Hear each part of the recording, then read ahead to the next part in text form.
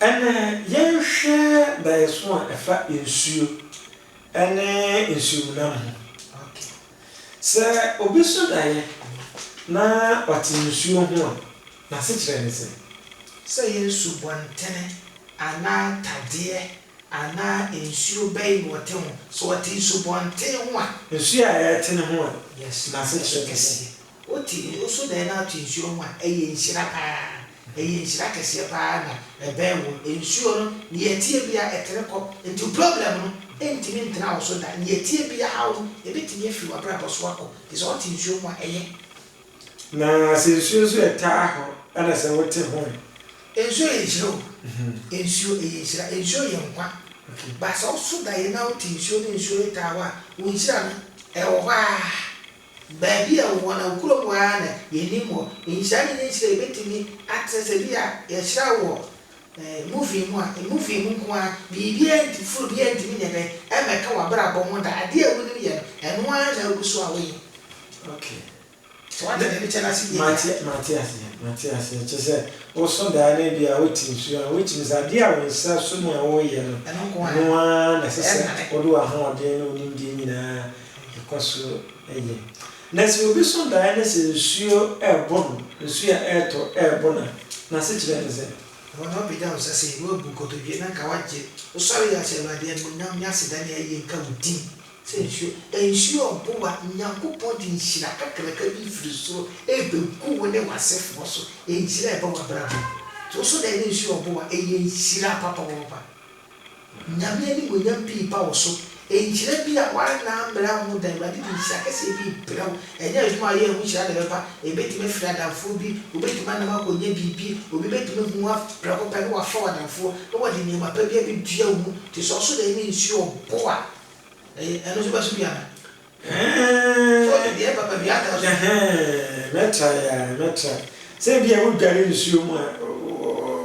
a ta so sada na also Diana and sure boy a different from say who dware issue. Okay, it is a wood dware nsuo mo so e. Who dware issue ma. E bi o kra issue no who dware as a wo bre so free issue no. Why ya. Na who dware issue no when ya break kiki. E be never free issue no. E be so na who dware issue ma. Na issue a etene.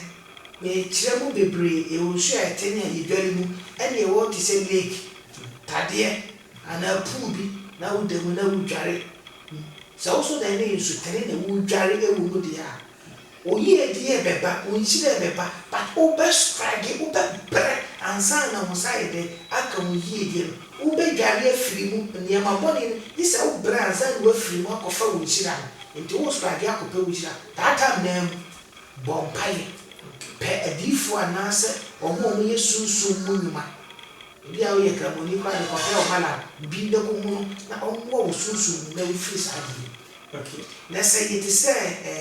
lake ana tadie bi na wo hyem na wo dware na wo dware dia anu de enye dai papa e ye nshafo dware o tadie ni de wa bra bo no aka ho untini mpie free wa bra bo mu nkwanta ha wo kwa utiti mwa sasa nyeme ko ya no asa ba wuchi no asa ba bia untini free wo nko ba bia da na say ni abwa okranti say nsu etere na otim dware twade a ani ablabo na e de nya hawo wo be dware twa no ko hawo na ji ba say da so wo na wo bredi a wotin ye wotia wo nko wani. Okay. Ya da so a e wo ensuo ni na ensuo bi wo nso a wo hu se ensuo se ye atechew se wo so da na se wo gina ateche ma na wo ti ateche ma na se kire nse e de Fosu so da na wo di ateche ma eye enye da papa pra so de bia na wo ti ateche o di ateche na tu na ya ateche ti eni kura enka na fro ani ka na fro ya ka de bia ko mu ni ade ade wo mu afro bo so de na wo sha afro umpeja beye ten enhyira wo ba to be umpeja de because who ntimi move abrabo ebi ya ahwe nkofo a o metwa wo mohia Filipa ebenwo hwe nkomodie wuye nipa wo taso de ya entanka wani suadi hu entire obi enwo obi hu vision so de na uti ateche ma tesa baby awon kwa na betre bunti obegubuja agoton obetu form obeye guarantee e ma for guarantee obekwa ba so still eni amenti bi move that because o share afro o share ateche atɛkyɛ umpagya bɛyɛ tena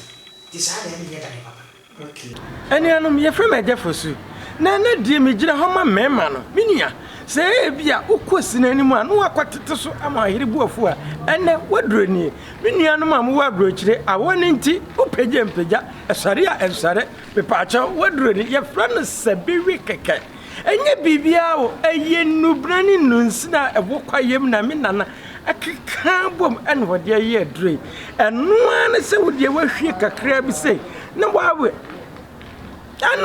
no wabɔ wusu aguso na nwumre ni dura na yiri be ho sampa wo bema wo de wo bo adwuma wie na ade achi a 12 money unyi ATM no so ode babra wo se wo di wo mema sem wo information bi a wo de frɛ me na me ankasa me nkyire wo mu ne ho sɛ de esi bi yɛ no sɛ bi wi keke de hia na sɛ wo de wo be sabia wi keke na wo be di wo mema sem okay I'm from Agya Fosu TV and I'm so happy best yourself subscribe to your channel na wa share amay na adoma no mian kura e di tumu na won so on saka e bia na so waso da e bi a won ti ase e se fabra comment section won wontini entro so a wo de no audio e fa WhatsApp number no na yen che wase kama wo pese odin ba e bo odin wo pese odin ba so a yemudi odi for Moses ye da ho ewo ye da ye so a efa ensuo ene ensuo munam ho se wo so da ye na wo chi ensuo munam a memfa ne se wo chi catfish ai fra na ganan na se kire ni se pitiri me da se me kire ba ko ansa ma ba adwene obi be so da ye ensuo no ba ne ensuo fi benya atɛkyɛ bata yesu fi obi so no so ne yesu kroje ele bi kra na o sabi obi akɔ so na otinsuo na o no nsuo ni na yesu kroje obi so no so da ne yesu fi ye na no bozu fi no na o no nsuo fi so so da ne yesu kroje na wo no mo dia wo yie die ebe tinasi akyɛ na ebe kɔ akyi na so so da ne nsuo a eyi fi poto emu na yede wa no si bi kwa ni na account ewura nsuo na we dey wo no ma obi de wa bra bo be kwa kohye ba bi ya hwe na mfu yi ye be twa ko wura sunsun bi ma na se ye do kwa ko wura asun bi a enye so ma we dey wo pe e be twi ye di agro pato wie ye e yowo ana we wie ye ya re anase amane e be to bata yesu ko je dia ba bi a wura ade na wo ye ni de di nchira ye dey e bro afi na me ba wasa nso okay ta wo ka so da na catfish wo chi catfish pitire na wo so pitire wo nsu wo so da na wo chi enam fish bia me catfish bia mpo e wo nsu dia se wa ware na se wo ni ba na wo so da na se wo yi na wo nsu ma eye ba wo be wo anase ebi ko bia pe ba che so da na obi yi na ebi ko obi bo na ache no no dia draw ebu a wa no e de kwakwche ni nyina e so bi na ache dia draw a e de nya ba de be fo bi so ambo nya ba se wa na uche wa dia wa nkasa na me na mitumi na mi onyam so o be che o ba e ye ba papa nti so so de na wo yi na ma sa na e kire okay na se wo so da ye so na wo di ade ne tu nsu ni mu fish ni bia no na che se wo pasa wo che na na wo nsu ba wo de tumu a wo nchi bia na se kire ne se maso da ye ebi kura se o mato agunsuo me de nso a hye nsuo ni me kwa ko yi bia ne bia ne de eni se ni pa ko oni badia omo pa yi na na wo na se e ba ho be dia ma sa o ba mfate bia ma ware ma wo me wo ma na me de meto maso be bia na me de ya to nsuo na me hwe ne bibia ni ma o hwe na djuma o yi na djuma be fi ni sa o nye sika mfa nhwe abusua no na brabo niema mu be ye den it is that time also open na microphone na ye trust ni sunsun mu niema ma no na boa no many free sa ati bi o be so dai na de o de fit do be bia empty o ba kwa djuma basa ejuma be so mu na djuma ni ejuma di ya hwe ada ye so yi because do ko be kwa ba na hwe ni ho na de aba fie na o yire no ba o mo bre na se sa da ye na o so ye na mu sunsun so na ye de e ba o so Okay, nasa what's so that so nasa what they sell and I fisher and also nasa children say also that what they sell and I said a Friday nsoa what nsoa yes and the tuntum na aye yeah yeah the background near the ashim two na ko kan ba na che nya de be tue ta e de ban chen so de boom and abro to abro na de ashim bu ko an so de e ka mo preka so nya de se de be so so that na se o de sa nsoa o se Yesu Kristo ka kire Peter said wo bi ma wunyi na bi afi de wo ba de yi nipa wo be yi nipa sa wo ye odifo ana wo ye nyame nkrofo na ya wo ba be twe nipa bi afiri ba bi e de wo ma ba nyame cha na do mu firi hawo bi e ba nkunindi bi mu nti wo ko yi nkrofo o mo da amane mu se bi se Fosu obi a o ya de David bi nyanka bi mo bromi bi nipa bi ani da so asam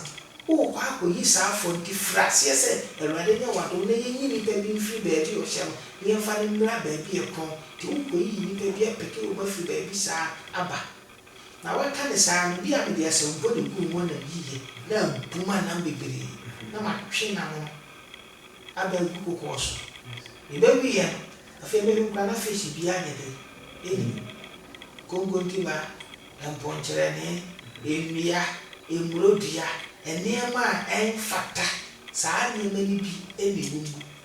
wo ba yi nipa bi abo nipa bi ba se nipa no nya mfato bi afiri wo so wo ba bo de Fosu ba bo mi pa na so fo ma ye nipa kese ama mi nya mfaso firi me so da mi ye ya ni nemo mi mfi wo ako yi na firi show ma ba so on kai wo da so so le na hweda ye so na wo so ye ni e po Ewurade mpaye lese na akopɔ sɛ Ewurade nane nneɛma bi ma wo sɛ Ewurade a Ewurade bɛtumi adane ama okay saa da ye ko ye sɛ wo so da ye na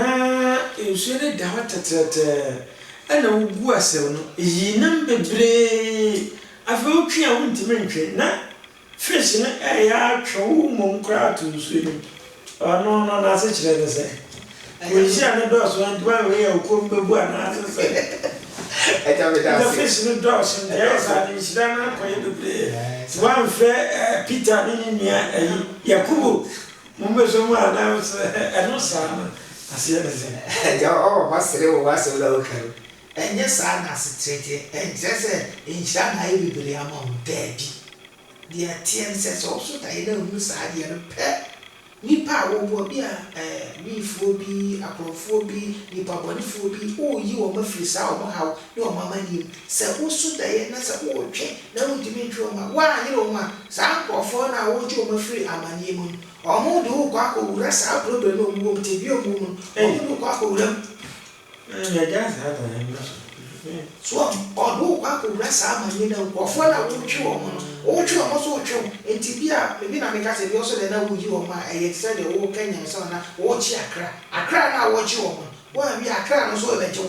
me ka sa o mo be jo o no e o so kingdom no be twa ko e be twa ko enti na sa na wo so ma wo ni down na wo bom pa yi se nya me se wa de mo amode a wo beti bi dia hwe wo e free sense oh okay adafo de Fosu TV ana ogusua wo hwe no komo no ayede yi pa me se dae bia waso a wonti ase dae bia e kire wo dwene na so no bibia wo bia wo de fabra comment section ho no anasa ye no audio fa me WhatsApp number na egu ase no na ye no ebedi ho komo ana yeso ye behye ye chim ama bia so enya na so ene ne die name on kai subscribe to Agya Fosu TV na anytime bia ye de dae bi sei ebaba bia no so no wanya ho no yi waso ato so unya anu ye bia ye bepon a di for Moses ede ne number ebetutwa na wafre no na wama ho akwanche maka cha se nipa wo ye konfo mambofo no ya azan tutubotom ni enfa bi ema me program yi so ti se dem do di for Moses abalo se ofre no na wona ne di nkomo na wakire bibia Agya Fosu me aso mahwe ne me ndi ewu Okay, different Moses, yet, your diet son so you will assume your fish, ye demo and como. Me so there in Sia, baby, and because I know. Now, Nasa Jensen.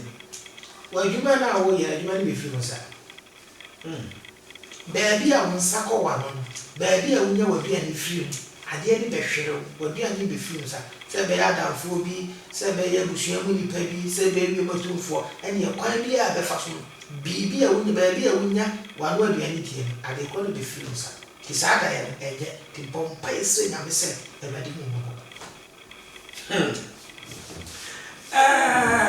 Obisu abaso da ya no na ensuo no baabi ananka efia eba no se ma fanse bi ensuo ni tini eho na efiri da na abozo obi akotu amna na akoda wete no afa ba fufuro nti wo de na na eba no emebi akofa ba fufuro eno no azente chira fufuro na ebe fa ho ana se Agya Fosu say me no to ya. Na me no say wo na wo bo wa me na me sakoma no. Na makwa sell akire obi. Say ye be ya wo nya mwa na ifi wo ba. Emwa ni mabiem. It is also die pe. Hwe wo na fuyie. Hwe ba bia wo di nkomo. Yire ho wo sunsu mu bom pa ye ntesa. Ba bia no aduane firi ba nso na breki. Wo nhira na no breki tin sha ne timi ne dai. E mabiem. Obi akoda avete no. Obi akodi wani no wona aso me nsa na ade me kogura di pakesi bi ho na ade kogura di petitu bi ho enso ne me ma ko efro asade fo si yi wotara ba yi we firi wona me ma ba betra te se mi sa ba bi a wo no di ana e ba bi na wo ka fish na o ka se na ma ka se obi so da se e se fish ne ba te dem so na e kura fish nti so fo se mi ya fish ko ade me be wo fish ni yo mo wo do bebre yo pitire your red fish, your monko, your dear kikamu. A fish bay now soon that you knew. Fish be our answer. It is will be soon that now way. Tilapia, your friend is a catfish. Once or more, I gave you or dear a boa. I know a ye. No sooner than an image you may just have fish and catfish. Matching them in the neighborhood. What pity say now you warm in some sea. Na maniti asɛ sɛ wo ni ba ɛna also da yɛ na unsa wo be nya ba catfish be nya ba na oba no ye fe no be shisika be sɛ adwuma be drama se ne nsa no dia na de no dia wo unsam sɛ ki mo unsam ade kura wo ye wo nyema nyina akora ne ba ya nyema nyina be hye usika nyina be hye afi unsam sɛ wo ba mpo ana wo ma bebere na also da yɛ na sɛ akoyi fish bi aba na fish no only grade pop about some na unsa e oya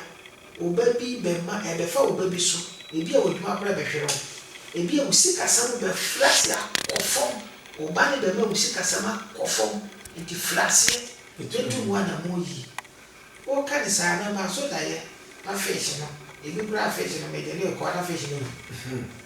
ni je ka bi sa yes fish no bra me de ne ko du akoyi fish o de tilapia kama be no fe me de fish ne basa me ya na du fia no sa wonyim na wo so sa da ye ni pe ya mi ni pa no transe mo mpa ye mo wonye susu mo ni ma ni me ni mu ya de sa woni sia na be sai wow obi kra wo yi na no wo ba bi yi na obi oso ti mi na ba fie o de ba fie so ba be obi o de ba be de ri ba be to ade mu na fish ne wo ba wo ba fie bata kra ni ti mi transe nche akra no be oba obewu nti so so dey na fish na wu wo nsam ana o de fish na ba fi no wu a awu di wani ti flash yese obebo mpa yeye to fish bi a ba chiri bi anu mi fish anu wo yese obedi a wu sa o mani o wo ti sabre bompa yese na se wo fish so se wa so da na wo so da na ensuo ne ta hosa na fish bi ku ube mo se okwa yi bi no mu nyina ewu nsuo ni wunyima abanti o mu wo nsuo ni but asa de di tie gu ma poison o mu nyina na asa ene o se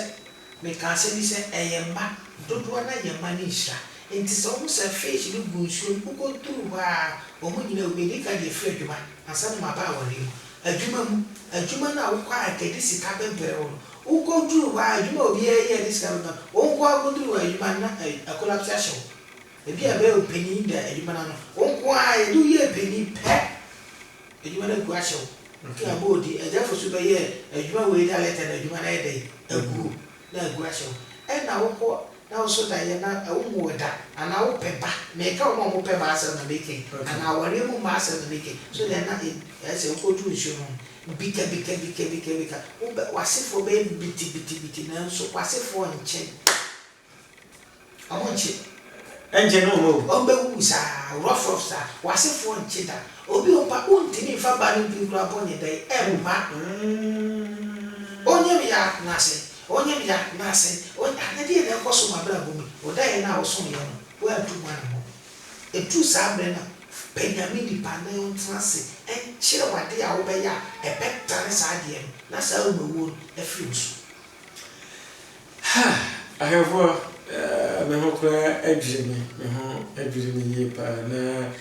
abribia ya na etu anamo se ye ne nyankopon twedi ampɔnkɔ ame basa yi adam bompa tie mo afra no se ye ha no enko meboa ye ne kenya no na so the father yesu ebabai ka kyerɛ ya ye tu one more na imposi betu one more hwan ne ye koka ye ha a kyerɛ mesel dwumadie your friend dreams and their meaning that song and an inchase ye odifo Moses wa pene or da so and then some abli ye pa ana atwetwe nkomo yi dwumadie no ayɛ de so ebre nti ye de besi ha na ebra ye koyi ye besi also subscribe to your channel no Agya Fosu TV no wa share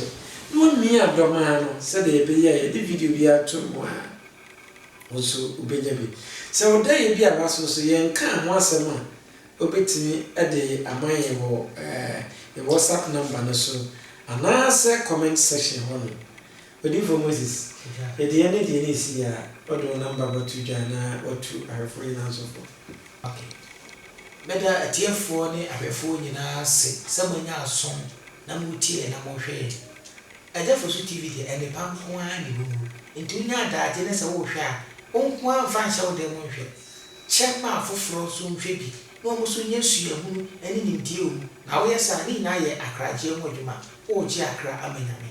Agya Sof Moses me no ba me de to dwani 0246 22 17 88 0246 22 17 88 awadi onhyira no tin ani mo se de bia wo nya daade na wo hwe ye na wo tie awadi kam